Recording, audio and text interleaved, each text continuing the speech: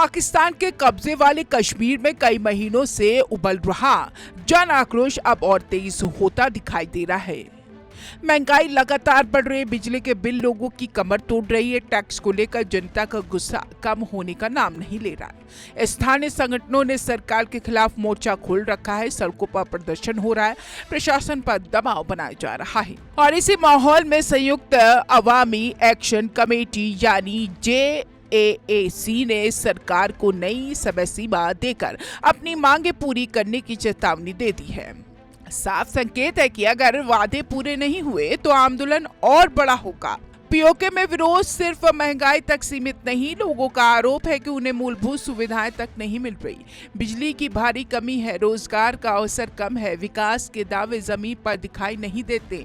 जनता पूछ रही है आखिर उनके हिस्से का पैसा और संसाधन कहाँ जा रहा है। यही वजह है कि सरकार के खिलाफ भरोसा लगातार कमजोर होता दिखाई दे रहा है। हर नए प्रदर्शन के साथ इस आंदोलन की आवाज और तेज होती जा रही है और पाकिस्तान की सत्ता के लिए यही सबसे बड़ी चुनौती बनती जा रही है। इस बीच पाकिस्तान के सेना प्रमुख आसिम मुनीर ने एक बार फिर कश्मीर का मुद्दा उठाकर भारत पर आरोप लगाया। उन्होंने अपने बयान में कश्मीर को पाकिस्तान का अहम मुद्दा बताया, भारत पर पुराने आरोप दोहराए और दुनिया का ध्यान कश्मीर की ओर खींचने की कोशिश की। लेकिन सवाल यही उठ रहा है कि जब पीओके के भीतर जनता सरकार से जवाब मांग रही है, तब अचानक फिर कश्मीर की राजनीति क्यों तेज हो गई? क्या घरेलू संकट के बीच पुराना मुद्दा फिर सामने लाया जा रहा है?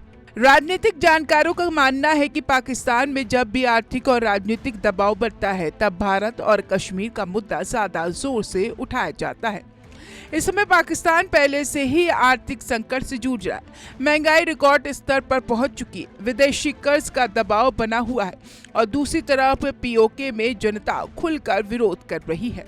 ऐसे में कश्मीर पर बयानबाजी को लेकर कई तरह के सवाल खड़े हो रहे हैं, क्योंकि घरेलू समस्याओं का समाधान अभी तक दिखाई नहीं दे रहा है। पीओके में चल रहे आंदोलन का असर सिर्फ स्थानीय प्रशासन तक सीमित नहीं माना जा रहा। रावलपिंडी और इस्लामाबाद भी हालात पर लगातार नजर बनाए हुए हैं। प्रदर्शनकारी बार बार सरकार से किए गए वादे पूरे करने की मांग कर रहे हैं और मांगे पूरी नहीं हुई तो बड़े आंदोलन की चेतावनी भी दे रहे हैं। यानी आने वाले दिनों में पाकिस्तान के सामने चुनौती और बड़ी हो सकती है, क्योंकि जनता अब सिर्फ आश्वासन नहीं बल्कि ठोस फैसले चाहती है।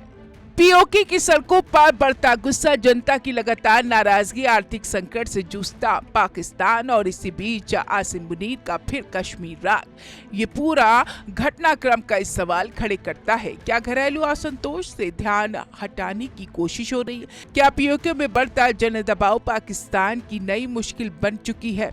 और क्या कश्मीर का मुद्दा एक बार फिर अंदरूनी संकट पर पर्दा डालने का जरिया बनाया जा रहा है? इन सवालों के जवाब आने वाले दिनों में पीओके की सड़कों और पाकिस्तान की राजनीति दोनों तय करेंगे।